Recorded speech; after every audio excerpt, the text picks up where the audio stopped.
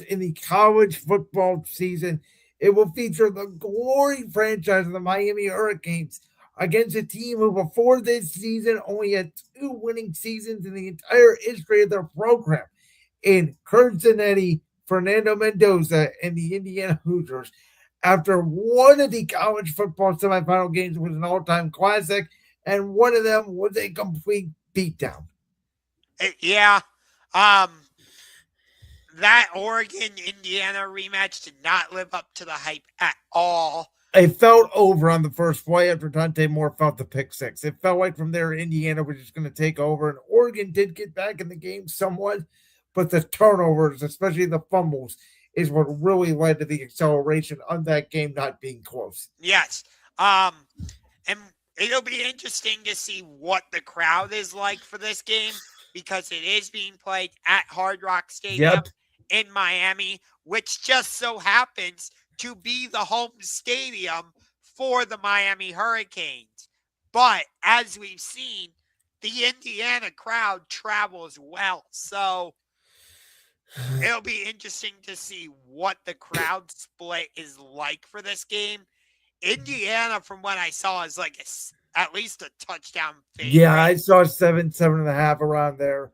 Listen, Miami's identity with Mario Cristobal has been we're going to be more physical than you. We're going to beat you up in the offensive line, defensive line. We're going to run the football.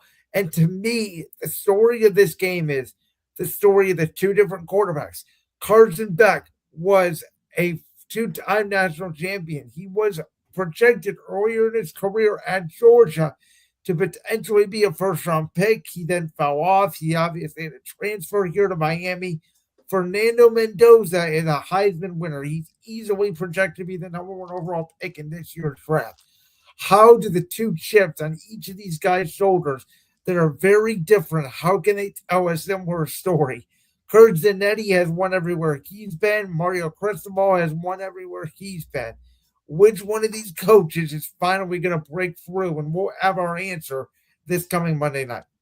Yeah, and we'll see if this is the last year of the 12-team playoff because I've heard there's that if the Big Ten and SEC can come to an agreement, we could be expanding to 16 teams as soon as next year.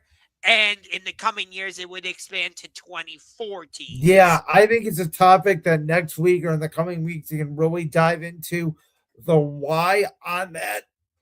And I do think the fact that the College Football National Championship is now taking place on MLK Day, and the fact that we are now through the NFL divisional round, I do think it does dilute a little bit the CFP because the focus is not on the CFP. We talked about this last year when it was Ohio State Notre Dame. At this point, to me, the College Football National Championship is so late in the season. We have just spent an hour and so change on the NFL. Like, no one is really talking about this game because the forefront is about the NFL playoffs.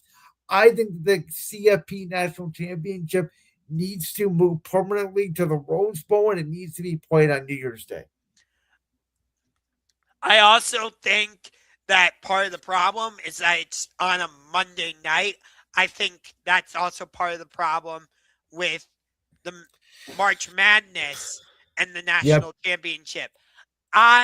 By the way, I was saving up all my money to go to Indianapolis for the 2026 men's Final Four. Unfortunately, that is not happening anymore.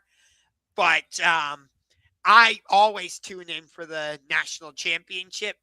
But I hate that it's on a Monday night. I hate it. Like, that's what's great about the Super Bowl. It's on a Sunday, which is Yep. when NFL football is supposed to happen.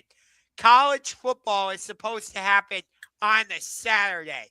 If you do the college football national championship on a Saturday, I think more people would tune in because that's when college football is supposed to happen.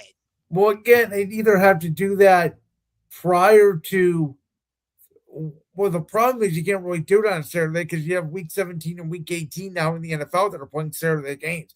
So you pretty much would have to do it either like next weekend right before the conference championship games, or you have to do it like prior to Christmas.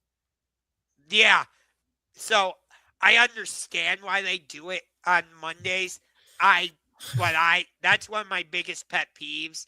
Um, but in terms of this game, you know, I do like Miami's defensive line with Ruben Bain. I do think maybe they can get after Fernando Mendoza. I don't trust Indiana's offensive line fully. Um, I don't think they've really been tested the way they're going to be against Miami.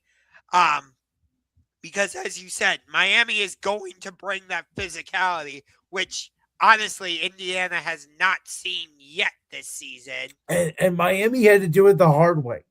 They had to go for Ohio State. They had to go for Ole Miss. They had to go for Texas A&M. Like it was, and they played all three different games. Texas A&M was what 10-3.